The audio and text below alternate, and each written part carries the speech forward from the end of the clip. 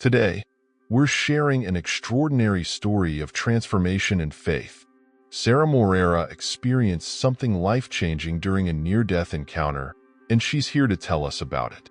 Before we start, don't forget to like this video and subscribe to our channel so you never miss an inspiring testimony like this one. Now, let's hear Sarah's powerful story. My name is Sarah Morera. I'm 42 years old, and I've lived most of my life in a quiet suburban neighborhood in Grand Rapids, Michigan. My days were a rhythm of routine, working as a pharmacy technician, managing my home, and raising my two kids, Isabella and Mateus, with my husband, Daniel. We were what most people would call a typical Muslim family. My faith was woven into every aspect of my life, a steady compass that guided my decisions, grounded me, and gave me purpose. I grew up in a devout Muslim household where prayers, fasting, and adherence to Islamic traditions weren't just expectations. They were acts of devotion that defined us. My parents immigrated from Morocco before I was born, bringing with them the customs and values they wanted to preserve in our new home. I carried those values into my marriage and family life, ensuring that my children, too, embraced the same faith and practices. Our home was simple but full of love, a modest, two-story house with a small garden where Daniel and I often spent our evenings sipping tea while the kids played. Isabella, my 17-year-old daughter, was a bright and curious young woman, already planning for college. Mateus, just 14, was quieter but shared his sister's sharp mind. Daniel, my husband, was my rock. He worked as an engineer and shared my dedication to our family and faith. Life wasn't perfect, but it felt secure. I believed I was living exactly as I should, following the rules, raising my children well, and walking a path that I thought led to eternal reward. But I could never have imagined how fragile that security was, or how a single moment could upend everything I thought I knew. The day everything changed started like any other, but by nightfall, the life I had built so carefully would feel like a distant memory. It was a bitterly cold January morning, the kind of day when the Michigan sky is an unbroken sheet of gray. I was up early, as usual, shuffling between the kitchen and the living room while trying to get everything ready for the day. Isabella was already at the dining table, poring over her college applications, and Mateus was dragging his feet upstairs, grumbling about how much he hated math. Daniel had left early for work, leaving me to juggle breakfast, lunch prep, and keeping the kids on schedule. The house was cozy, heated by an old furnace that had been with us since we moved in. What I didn't know, what none of us knew, was that the furnace was silently leaking carbon monoxide into the air. As I stood over the stove, flipping pancakes, a dull headache began to creep in. Probably just the stress, I told myself, shaking it off. I hadn't been sleeping well, worrying about Isabella's college applications and Mateus's grades. Isabella looked up from her paperwork. "Mom, are you okay? You look pale." "I'm fine," I said, waving her off. "Just a little tired." But the dizziness started soon after. By the time I was packing lunches, the kitchen seemed to tilt around me. "Isabella," I said, my voice quivering, "do you feel strange?" She nodded, rubbing her temples. "I have a headache, but I thought it was from staying up late." I turned to grab my phone, intending to call Daniel or maybe a doctor, but my fingers felt numb and clumsy. Before I could unlock the screen, my legs gave out. The last thing I remember was Isabella's panicked scream. "Mom? Mom, are you okay?" When I opened my eyes, I wasn't in my kitchen anymore. In fact, I wasn't anywhere familiar. At first, it felt like I was floating in an endless, dark expanse. There was no sound, no light, just a heavy, overwhelming stillness. I remember thinking, am I dreaming? But it didn't feel like a dream. It felt real. Then, without warning, I saw myself. I was looking down at my own body, crumpled on the kitchen floor. Isabella was kneeling next to me, shaking my shoulders and sobbing. "Wake up, Mom, please," she cried. It was a surreal, out-of-body experience. I felt detached, like I was observing a stranger's life rather than my own. I could see everything with startling clarity. The spilled pancake batter on the counter, Mateus rushing down the stairs with panic etched on his face, Isabella fumbling to call 911. But I felt no fear, no pain. It was as if I were a spectator, watching a movie unfold. Suddenly, the scene below began to fade, and I felt myself being pulled backward, as though an unseen force was guiding me away. I was no longer in the kitchen or even in my home. I was surrounded by light, soft, warm, and embracing. It wasn't like the harsh fluorescence of a hospital room. This light felt alive, pulsing with energy and love. In the center of this radiant space stood a figure. At first, I couldn't make out any details, but as I drew closer, I realized it wasn't a person in the physical sense. It was a presence, majestic, powerful, and ancient. I instinctively knew it was an angel, though it looked nothing like the depictions I'd seen in books or movies.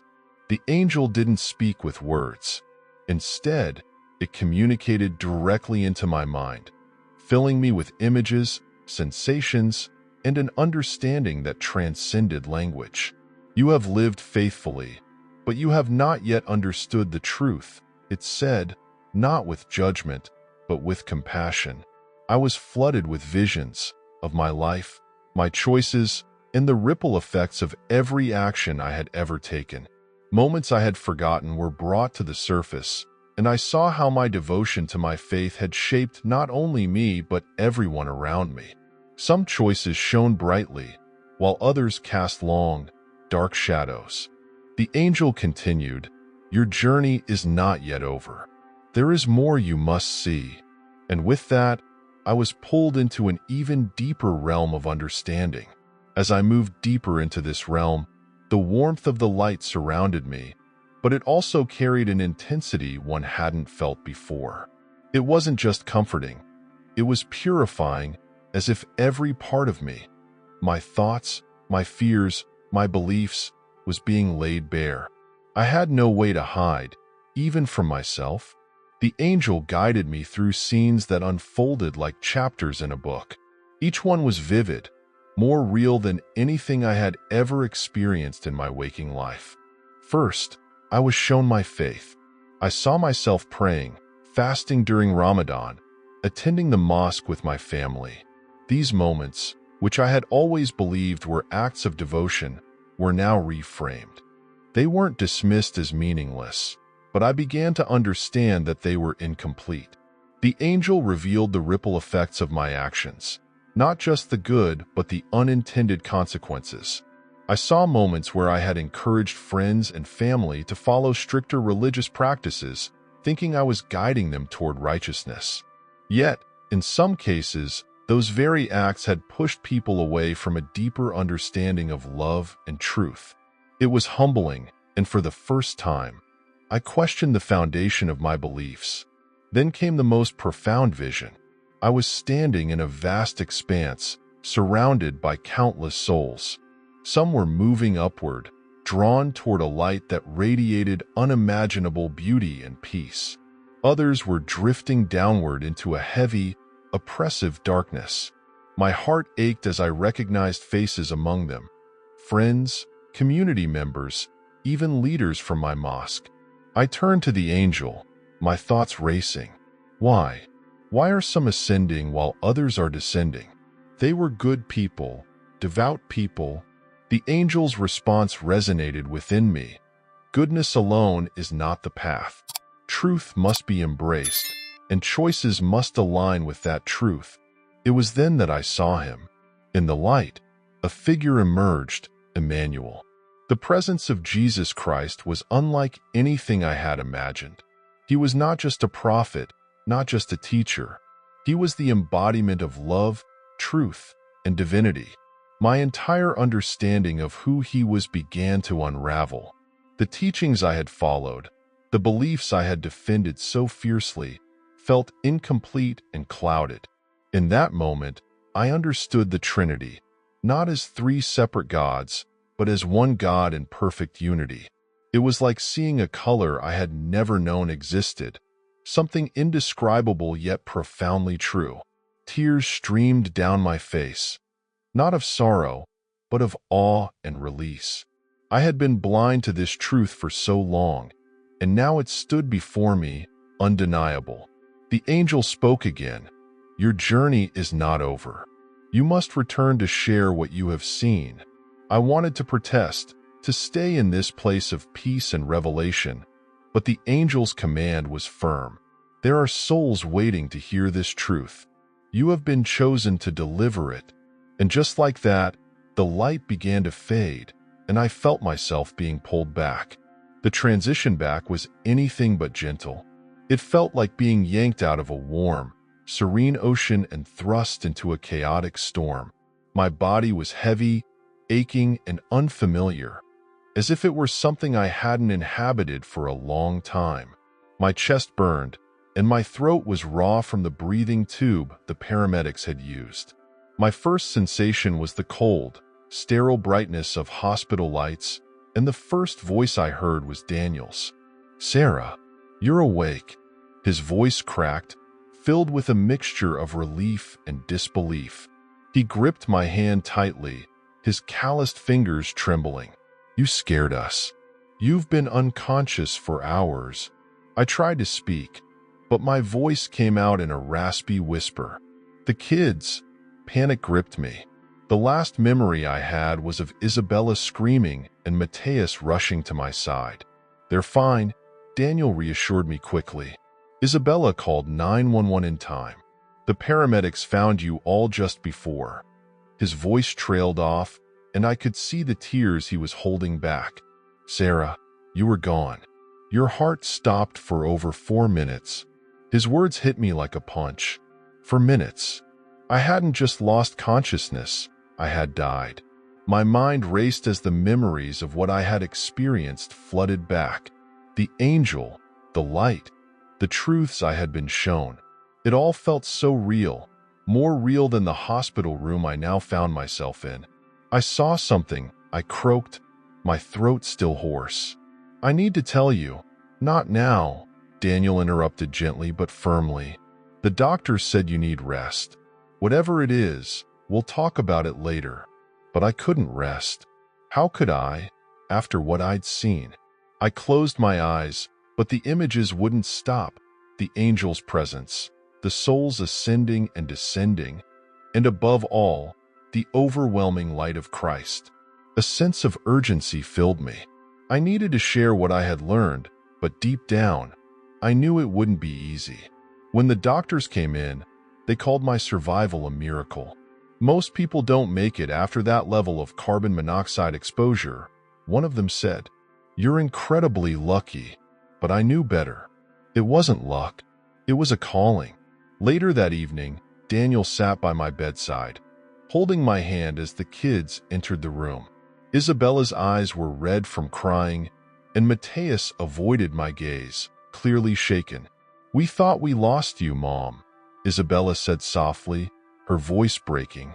I squeezed her hand, my heart aching with gratitude and guilt. "I'm here, sweetheart. I'm here." But I couldn't bring myself to share the details of my experience. Not yet. I could see the doubt in their faces even before I spoke.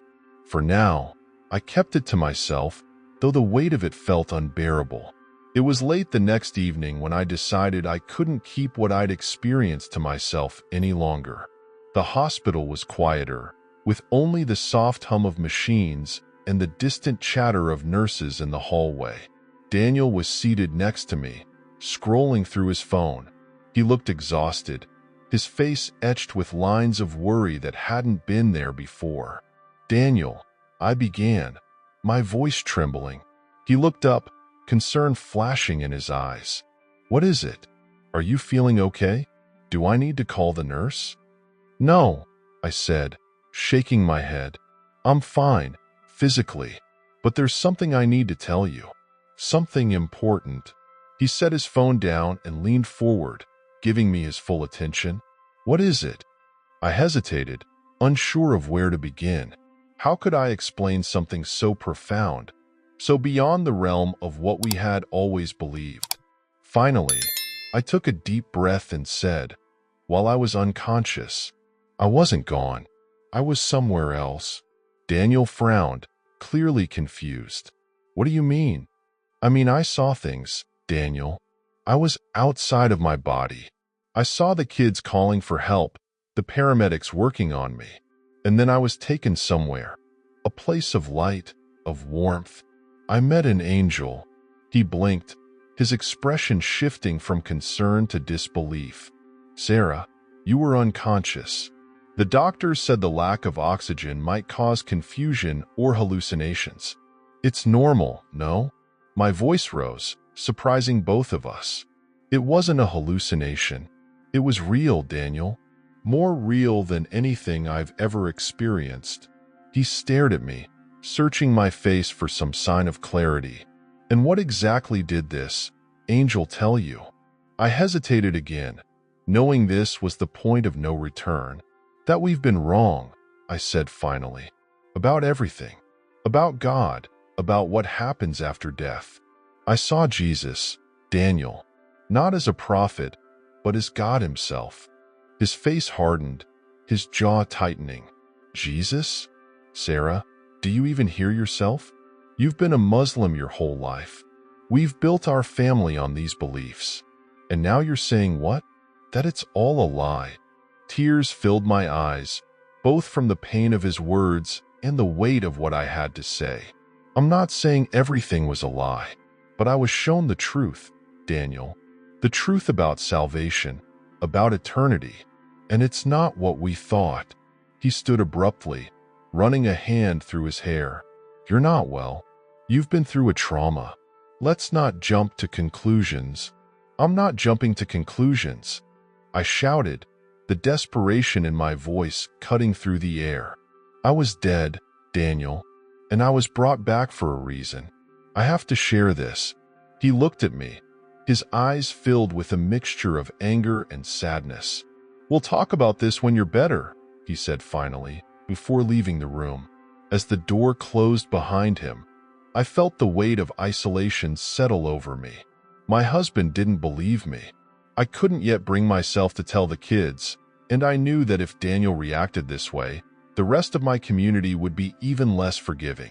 But even in my loneliness, the memory of the light, the presence of the angel, and the truth I had seen burned within me, I knew I couldn't stay silent. This was only the beginning. When I was discharged from the hospital a few days later, the atmosphere at home was strained. Daniel tried to act normal, but there was a distance between us that hadn't been there before. He avoided any mention of what I had told him, instead focusing on practical matters, doctor's appointments, the kids' schoolwork, fixing the furnace. But I could feel his unease every time we were alone. The first sign that my experience was beginning to ripple outward came during a visit from our imam, Sheikh Ibrahim. He had been a close family friend for years, often guiding us through questions of faith and life. When I saw him standing at my doorstep, his familiar presence was a bittersweet reminder of the community I once felt so connected to. "Sarah, it's good to see you up and about," he said warmly, stepping inside. But his eyes carried a hint of something else, concern, perhaps even suspicion. "Thank you, Sheikh Ibrahim," I said, leading him into the living room. Daniel joined us, sitting stiffly on the arm of the couch. I could tell he had arranged this visit, likely hoping the imam could help me. "How are you feeling?" the imam asked, his tone gentle but probing. "I'm recovering well," I said, hesitating. "Physically, at least." His eyebrows raised slightly. "And spiritually?" I glanced at Daniel, who was avoiding my gaze, then back at the imam. "I've had an experience," I began cautiously. "Something that has challenged my understanding of faith." Sheikh Ibrahim nodded, his expression calm but guarded. "Experiences like these can be tests, Sarah. The mind can play tricks when we are close to death.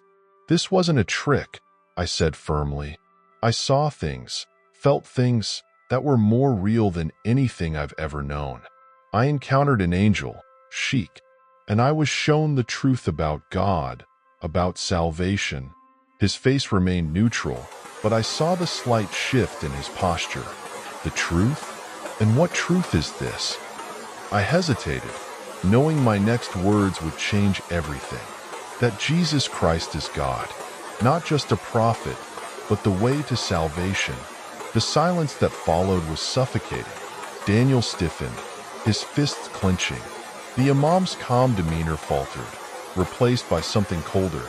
"Sarah," he said carefully, "you've been through a traumatic event.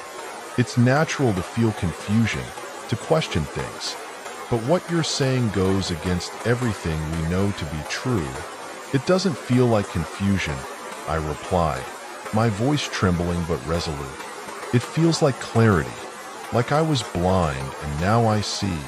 The imam sighed, shaking his head. "I'll pray for you, Sarah, but I must urge you to reconsider these thoughts before they lead you down a dangerous path." When he left, Daniel turned to me, his voice sharp and low. "Do you see what you're doing? You're tearing this family apart." "I'm not trying to tear anything apart," I said, tears streaming down my face. "I'm trying to follow the truth." But the walls around me were closing in. Word of my experience spread quickly through our community. Friends stopped calling. The women I used to pray with at the mosque avoided me in the grocery store. Even my children began to feel the weight of the whispers and stares. One evening, Isabella confronted me. "Mom, what's going on? Everyone at the mosque is saying you're different, that you've turned your back on our faith." I looked at her, my heart breaking. "I haven't turned my back on anything, sweetheart. I've just seen something that's changed me." She didn't respond, her expression a mix of confusion and hurt. Mateus, sitting silently in the corner, looked away, refusing to meet my eyes. I felt more alone than ever. But even in the depths of rejection and isolation, I clung to the memory of the light, the angel's presence, and the truth I had been shown. It was a fire that couldn't be extinguished, no matter how hard the world around me tried. The days that followed were some of the hardest of my life. The house, once filled with warmth and laughter, felt cold and quiet. Daniel avoided me unless absolutely necessary, throwing himself into work. Isabella and Mateus, though polite, seemed distant, as if they were unsure how to navigate this new version of their mother. And the community that had been my extended family for years had all but disappeared, leaving behind only whispers and judgment. But in the midst of this isolation, something unexpected began to happen. One evening, I was sitting alone in the living room, staring out the window as the sun dipped below the horizon. My thoughts swirled with doubt and despair. Had I misunderstood my experience? Was I causing unnecessary pain to the people I loved? A knock at the door startled me out of my thoughts. When I opened it, I found a familiar face standing there. Layla, a friend from the mosque. "Layla," I said, surprised. "I didn't think you'd want to. Can I come in?" She interrupted, her voice barely above a whisper. I stepped aside, motioning for her to enter. She sat on the edge of the couch, fidgeting with the hem of her scarf.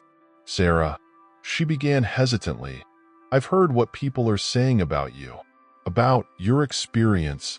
I nodded, unsure of where she was going. To my surprise, her next words were quiet but urgent. "I need to know. Is it true? Did you really see him?" My heart raced as I realized she wasn't here to confront me but to understand. "Yes, Layla," I said, my voice steady. "I saw him. I saw Jesus, and he showed me the truth." Tears welled in her eyes. "Sarah, I've had questions for so long, doubts I've been too afraid to admit, even to myself. But when I heard about you, I felt something. Like maybe I wasn't alone." I reached for her hand, squeezing it tightly. "You're not alone, Layla. You're not." Our conversation stretched late into the night, filled with questions, tears, and shared fears. For the first time since my experience, I felt a glimmer of hope, not just for myself but for others like Layla, who were searching for answers they were too afraid to seek openly. In the weeks that followed, more people began reaching out, quietly, cautiously. A young man from the mosque stopped me in the parking lot of the grocery store, his voice trembling as he asked if I could share my story with him. An old friend sent me a message, confessing that she had been secretly reading the Bible and didn't know how to reconcile it with her faith. Even Isabella, my daughter, began asking tentative questions late at night when the house was still and quiet. "Mom," she said one evening as she sat cross-legged on my bed, "do you really believe all this? That everything we've been taught isn't the whole truth?" I looked into her wide, searching eyes and nodded. "I do, Isabella. I believe it with all my heart." She hesitated, then whispered, "What if I want to know more?" My heart swelled with both joy and sorrow. "Then I'll tell you everything, sweetheart. Everything." Slowly, the seeds of hope began to take root. Despite the rejection, the isolation, and the pain, I realized that my experience wasn't just about me. It was about others, those who were searching, questioning, and longing for something deeper.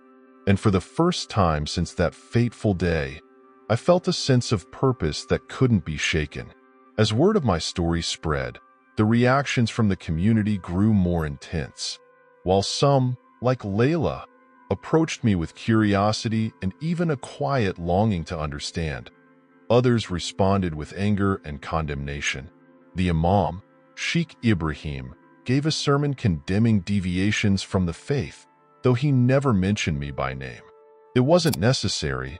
Everyone knew who he was talking about. Neighbors who once waved warmly now crossed the street to avoid me. My children came home from school with stories of whispered rumors and pointed stares. Daniel's discomfort grew into open frustration, especially as my story began attracting attention beyond our immediate circle. "You're making things worse for all of us," he snapped one evening, slamming his briefcase onto the kitchen counter. "Do you have any idea how this is affecting the kids? Our reputation?" "I'm not trying to hurt anyone," I said, keeping my voice calm. "But I can't stay silent about what I've seen, Daniel. I've been given a message, something I'm meant to share." He threw up his hands. "A message? From where?" "Sarah, this isn't just about you. It's about our family, our community. Do you even care about what you're doing to us?" His words stung, but I met his gaze. "I care deeply, Daniel. That's why I have to do this. It's not just about our community. It's about truth." The tension in the room was palpable. Daniel walked out, muttering under his breath, leaving me alone at the table. Despite the loneliness, I clung to the quiet courage that had begun to build within me. It wasn't long before others began reaching out, some openly, others in secret. One day, I found a letter slipped into my mailbox. It was from a woman I barely knew, someone who had heard my story through a mutual acquaintance. "I don't know if I believe everything," she wrote, "but your courage gives me strength. I've been asking questions for years and thought I was the only one." The messages didn't stop there. A young man named Omar came to my door late one night, his eyes wide with fear and determination. "I don't know if I'm ready to believe what you're saying," he admitted, "but I need to hear it. Can you tell me what you saw?" And so, I did. I shared my experience with anyone who was willing to listen, sometimes in hushed conversations in my living room, other times over coffee at a discreet cafe. Each time, I felt the weight of my mission grow heavier but also more meaningful. I wasn't just recounting a story. I was planting seeds of hope and questioning in hearts that had long been silenced by fear. Still, the backlash was relentless. One day, I received a letter from a prominent member of the mosque. It was filled with harsh words, accusing me of leading others astray and demanding that I recant my testimony. I folded the letter carefully and set it aside. Though the words hurt, they no longer had the power to silence me. By now, my home had become a meeting place for seekers, Muslims, ex-Muslims, Christians, and even a few skeptics. We shared stories, questions, and doubts, creating a space where honesty was valued over conformity. Slowly but surely, I saw lives begin to change, not because of me, but because of the truth I had been called to share. In the face of rejection and hostility, a new community was forming, one built not on fear but on a shared desire to understand what lay beyond. And as that community grew, so did my resolve. 2 years have passed since that cold January morning when my life changed forever. If someone had told me back then that I would become a voice for something so controversial, I wouldn't have believed them. I was just a pharmacy technician, a mother, a wife. But what I experienced in those few minutes of death reshaped not just my life, but the lives of so many others around me. Today, my home has become a refuge for seekers. Every week, people come to talk, quietly, cautiously, but with hearts full of questions. They're drawn by something they can't fully explain. Some are devout Muslims, wrestling with doubts they've never dared to voice. Others are Christians or agnostics, curious about what I've seen. And there are those who, like me, have had their own encounters with the divine but don't know what to make of them. One of the most significant moments came 3 months ago when Isabella, my daughter, sat me down late at night. "Mom," she said, her voice steady but emotional, "I've been thinking about everything you've said, about Jesus, about what you saw, and I think I'm ready to believe." Tears streamed down my face as I held her close. She told me about her quiet prayers, her moments of doubt, and the peace she found when she opened the Bible for the first time. It was a moment of profound joy, knowing that the seeds I had planted in her heart were beginning to bloom. Mateus, on the other hand, is still processing everything. At 16, he's grappling with the weight of what it means to challenge everything he's been taught. But even his questions are a source of hope. They show that he's thinking deeply, seeking the truth for himself. Daniel, too, has begun to soften. While he hasn't embraced my new faith, I've caught him reading the Gospel of John when he thought I wasn't looking. Our conversations, once filled with tension, have grown quieter, more thoughtful. I know his journey will take time, but I believe he's on a path toward understanding. The backlash from the community hasn't completely faded.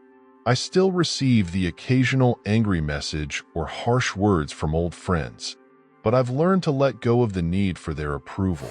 My focus is on the people I can help, not those who refuse to listen. One of the most humbling moments came when Omar, the young man who had come to my door late at night, shared his own transformation. "You gave me the courage to question," he said. "And because of that, I've found a faith that feels alive for the first time in my life. Now, every time I stand in front of a group to share my story, I feel the weight of my mission, but also the immense privilege of it.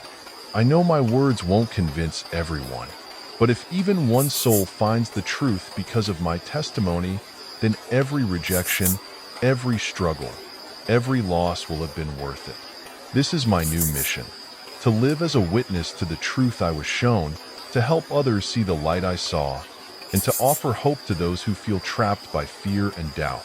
My journey isn't over. It's just beginning.